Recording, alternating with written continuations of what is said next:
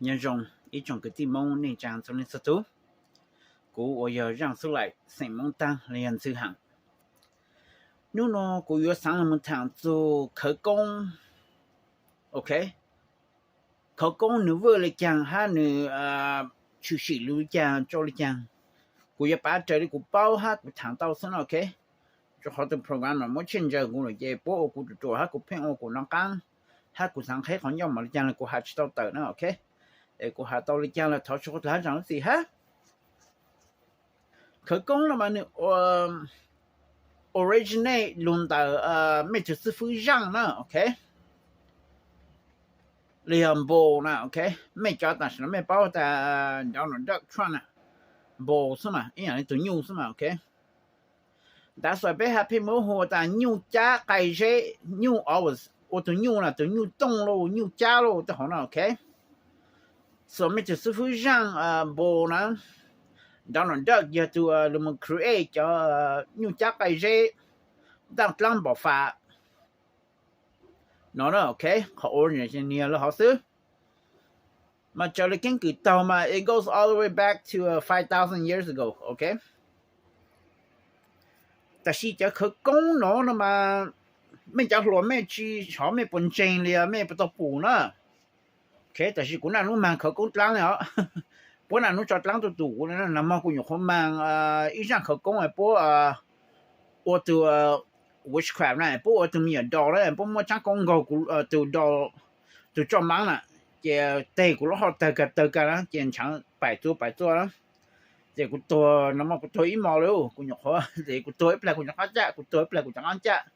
là thế thằng bố mua của lũ chi lăng là bố mua lũ bố mua từ trong máng lũ somewhere xứ là xin effect của tao nó là chỉ tây của chi lăng cả là bố mua của lăng tây lăng tây đó chỉ cú thay làm tăng chỉ là chẳng có shit rồi lệ nó ok liền bố mới tôi cho mình giờ cú chỉ bàn chỉ là cú to rồi chỉ là cú chẳng ăn trả lệ nó ok hà mà mấy cha hồ mấy things funny but tôi có lo cho gì mong bố in bao ta nhưng mua cho chơi lên nó là hay nhưng mà to nó đã xoay bố chỉ cần thắp lâu rồi ok đã xoay cho OG bố nhân chạy to đó chỉ bố lấy tiền nhà ô bố chỉ mà cho nó bố nhau tư ý sao chỉ bố tổ chức tổ chức tại bố tư ý sự cho họ bố tại mua tổ nên chơi lăng nữa chỉ bố cho lăng tụ mấy nè mấy sáng nhà cụ tôi học chữ của hình bọn nó bố chỉ cho tôi lăng tụ cũng là ok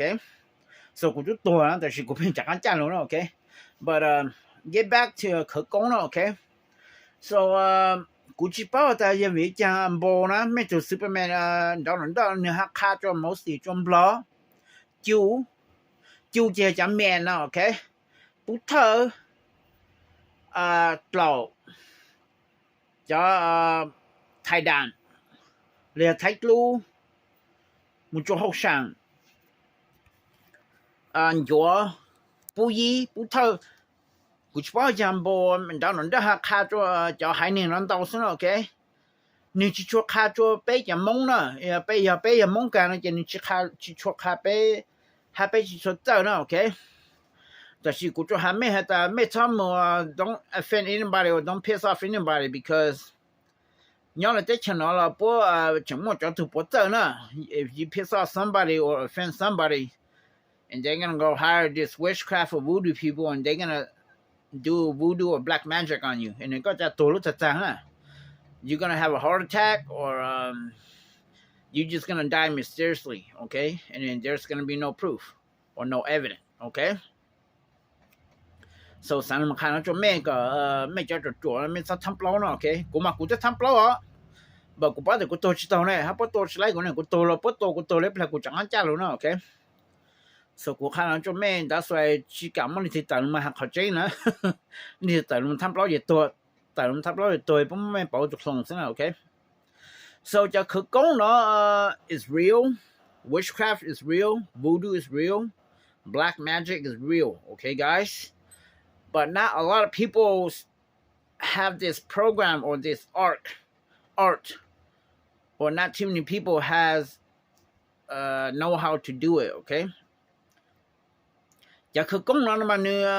word 练的有情朋友liền bố mấy chỉ đồ lý khỏi nó chỉ nó liền bố mấy cái chỉ cáiตัวcái nặng nó liền bố mấyตัวcái khai DNA plus hậu tới họ nó 也不么讲照就到也不听任何讲也从到也搞了 Yeah, you could be anyone in the world. They could be anyone in the world, and then they will chant a spell, a program. 蒙骗在เขา讲了，但是你去เขา讲你叫 program，是呢，叫你们叫 program， 就到也叫 programmable matter， 是呢。And we live in a quantum entanglement where everything is connected to everything. So no matter where you're at, as long as they have something that belongs to you, like your shirt that you already wear, or your hair, or your jewelry, something that belongs to you, and then or your saliva, your DNA, whatever. And they put on that doll, and then they could chant a spell on it, and then they could GPS you. And that's how you die, okay? If they break that doll's arm or poke that doll's eye or heart, and then where you at, that's how it's going to affect you, okay? This is why it's called the matrix, okay? So new word okay? So our voice box here is a very unique voice box, okay? That's why certain people have certain kind of voice. Okay, voice is very powerful. That's why you don't pay attention to the sound of voice box. But voice the matrix is going to register like that.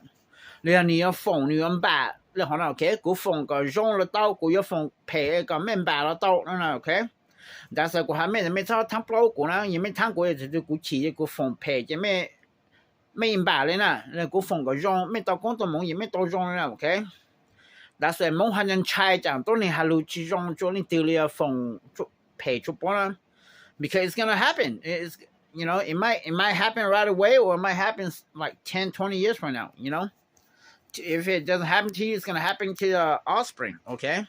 That's why 冇人猜 curse 減白都好給風路當你還路其中最有呢 okay? So, that's how 這個講 come from 不沒就是非常Superman 是呢 okay? Donald Duck T-Man 是呢 Trump 是呢 okay? So, 沒人嘛 no Duck Trump 在我講你去做開着夢死裝不了做後生做不透就不一的好生 okay? So I don't know. Only you guys know. Okay? But how 這個講了我人特別清楚一度一路不是呢路不是嘛 programmable matter 是呢它你是叫 free energy 呢這它個清和 program 這個 program 你們 simulate 你們 program 路不是你炸下呢 So it's gonna fly and come and hit you, okay? And it's going to get into your body and it's going to start burning and it's going to start drilling into your back. And you're going to feel a lot of pain and most of the time you're not going to die, but sometimes if you're going to die, okay? So, 頭個盲不是古都盲不做ai chế tôi cho của như gì mà nên tôi alu ok là ít khu bắt cho alu tôi nó cái cho cái nó cho họ cú lù đó like something is burning like something just went boom into your back okay cái cú cái nó lì nó cho around cú back đó okay tại vì cú chỉ bảo cho bắt thật sự cú mà cho ai chế bắt cho tôi họ cái nên nó ít lại lúc ai chế cho yang cho bảo rồi nè okay so cú chỉ tôi họ sometimes你 hit 过啦 cho nên rebound and back nên bounce na rồi nên miss cú cho nên mình trong cú chạy chạy lá nên mình cho cú cho dishes cú chạy từ nhập boom nhưng còn lúc bám lên á okay so cú khai mấy họ cú bố pin cho làm tụ cú lắm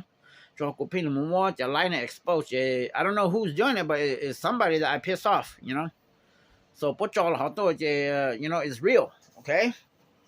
so mấy cháu tao mang thằng mấy mang mấy tuổi mấy chỉ bảo rồi okay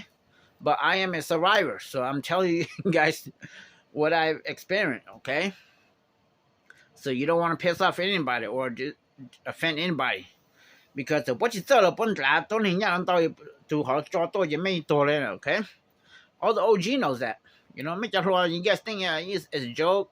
it's not real but every OG knows that born in China you know because they may have to ยังมันทำเปล่ายังมันหาเพยจนให้จะเอาจีบ่ช่วยสั่งทำเปล่าอ่ะyou know จะเขาบ่เปล่าแต่มันจะนี่เจอแล้วอยู่ตัวตาเลย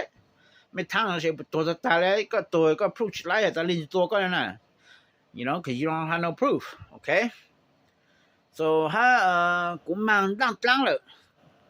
the sword บ่อีกhologram to spare so ตัวจ๋าคือตั้ง了中错了แต่ก็รู้แน่เจก็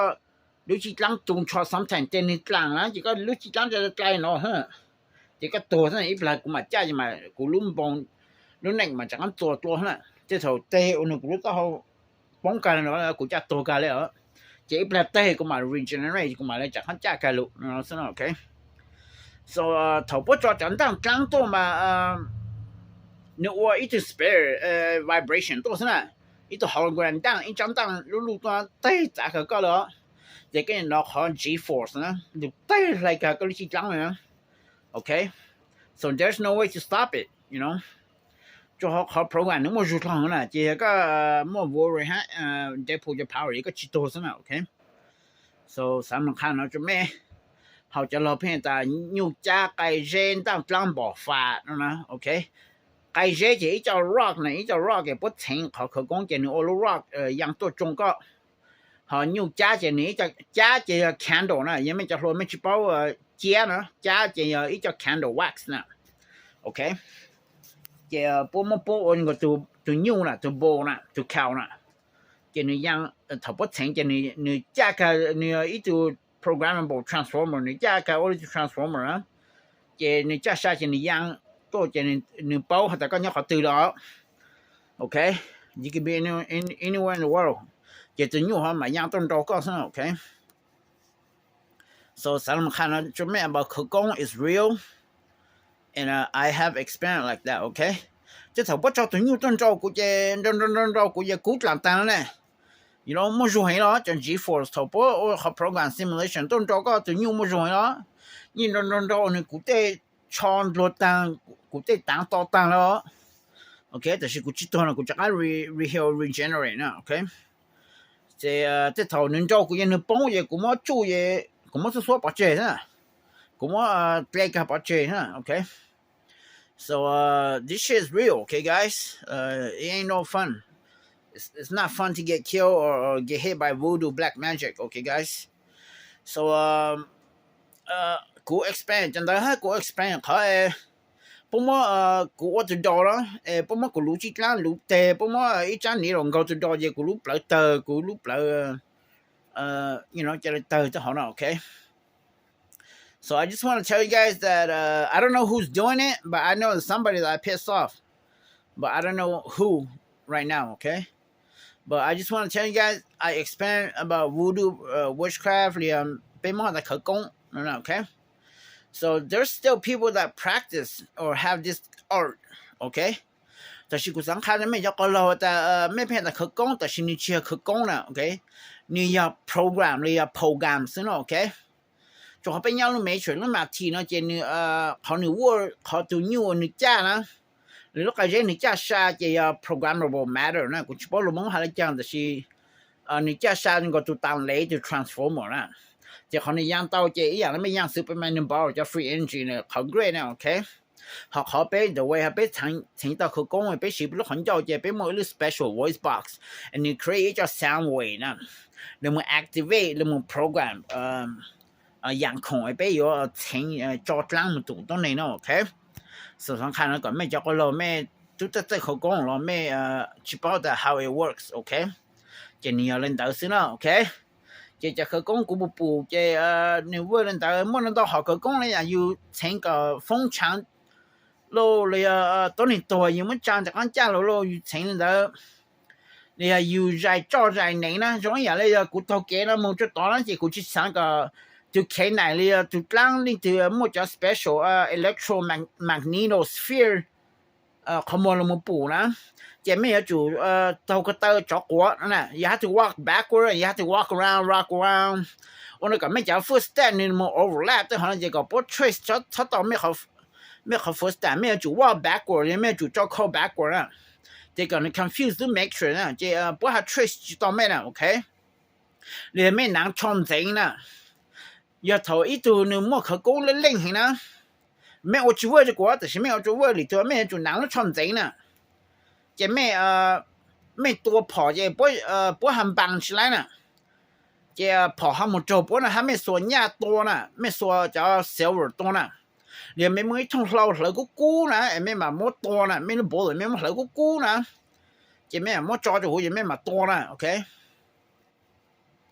这才来走还多了，也没说能多还走呢，还没说。么最多就去找那头波了么帮不就看呢了也不么เขา power นี่มันก็ตาม binding นะ binding power แต่สิมันไปตามบางน่ะนี่นบางจะแค่จะไม่ตัวจะพอชินจอน่ะ所以กู说ไม่说พอตัวกูชินจอน่ะไม่จะไม่ดูเปล่าเลยไม่ตัวกู everyday เลยไม่说พอเอ็มก็จะไม่ละมีปลาจุชินก็อ๋อไม่ตัวชินจอน่ะไม่ตัว AK กูเลยชินจอเขาไม่สมัยจะ direct energy weapon ตัว laser plasma gravity แต่เขาไม่ตัวชีวิตกูเนี่ย freeze เนี่ยโอเคกูยังตัว I'm the only one that ไม่จะพอให้ Superman power ชีวิตนะโอเคแต่是ไม่จะตั้งตัวกูไม่จริงตัวไรกว่ากูจริงมันตั้งนะแต่是ถ้ากูตัวกูจะหันจ่าเลยสินะโอเคแต่是กูชินใช้ตัวนะโอเค I wish I could die but I can never die okay guys soจะคือกูหนูเวลาหาหนูมองหาหนูหานะ okay so you guys don't want to piss off anybody because they got money you piss off somebody they got money ปุ๊บหลายจะvoodoo จะต้องเนี่ยblack man จะไม่ตัวแล้ว okay it doesn't matter you're Superman พอจอรู้แก่เธอไม่ชี้transform Superman ยังไม่ตัวซะมั้ง you know okay so สังขารนะจะ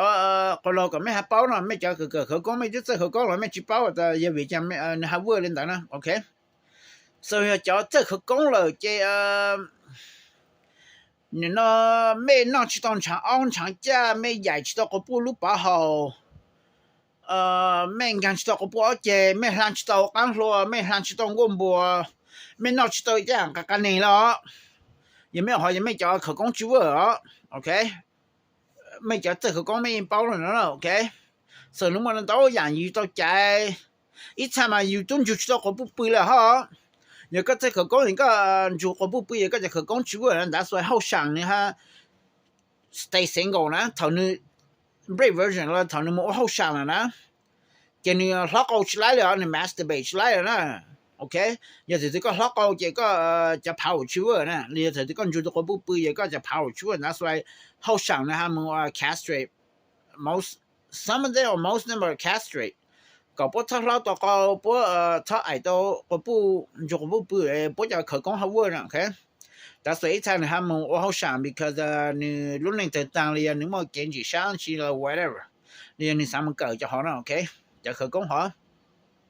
看了都准备包 so 可讲你为了好生了 OK 就好变要论为了给你没权了你为了好小鬼长期过那干呢 yeah这就去讲老师 OK กูถามแล้วก็ไม่จะรู้ไม่ชิเป้าหรอกไม่หาเป้าหรอกไม่จะดูเป้าหรอกก็ไม่ understand how it works okay so there's a lot of rules that you ต้องใจต้องทั้งว่าให้มันจะต้องมีสภาพเลยเนาะจะเจอตัวอย่าง okay so ไม่ใช่แฟนจือไม่ใช่คือ讲ว่าพวกจะลุ่ม banana ลุ่มปัจจัยนะลุ่ม banana flower fruit นะ okay也个年白好像也不停让可讲不停个龙白做路龙本来呢flower fruit 好像也不么长价值么破个路龙本来 fruit 好像得个路好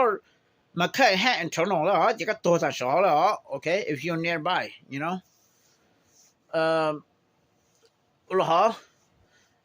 了呀中年กู不一查 construction worker 不平多过呢这是กูว่าไปเขา也不包的不要 hungry ให้จะกูรู้ว่าไปเขาใส่ว่า也不么ตัวเราว่าจะมึง够了เขาอ่านเขานะจะเต้นก็กูรู้เขาเตะกูตัวกันต่างชาติแล้ว yeah 能够อ่าน的那是 but I walk by right there and then 你包的กูว่า这样 hungry 就能够好像 it's gonna affect me yeah he's doing something over there but it's affecting me okay this is why it's called the matrix or the matrix okay